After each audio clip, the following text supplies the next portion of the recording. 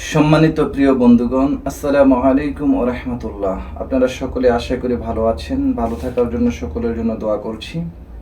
আমি এখন আপনাদের সামনে সুনানুত তিরমিজি শরীফ থেকে একটা হাদিস আপনাদের সামনে উপস্থাপন করব, যা সুনানুত তিরমিজি শরীফের প্রথম খণ্ড, প্রথম অধ্যায়, কিতাবুত তহারাত এর তহারাত অধ্যায়ের প্রথম পরিচ্ছেদ, বাবু মা জাআ লা তুকবালু সালাতুন বিগাইরি তুহুরিন, এই পরিচ্ছেদের 1 নম্বর হাদিস।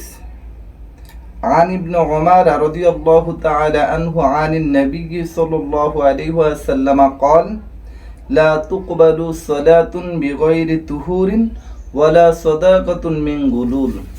হযরত ইবনে উমর রাদিয়াল্লাহু তাআলা আনহু নবী করিম সাল্লাল্লাহু আলাইহি ওয়াসাল্লাম থেকে বর্ণনা করেছেন যে আল্লাহ রাসূল ইরশাদ করেছেন, লা তুকবালু সালাতুন বিগাইরি তুহুরিন, পবিত্রতা অর্জন ব্যতীত নামাজ কবুল হয় না, ওয়ালা সাদাকাতুন মিন গুলুল, এবং হারাম ও পন্থায় অর্জিত সম্পদ দিয়ে সদকা আদায় হয় না।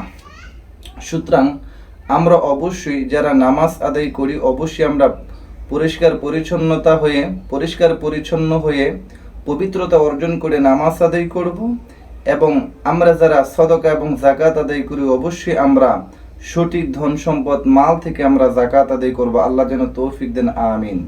আসসালামু আলাইকুম ওয়া রাহমাতুল্লাহ।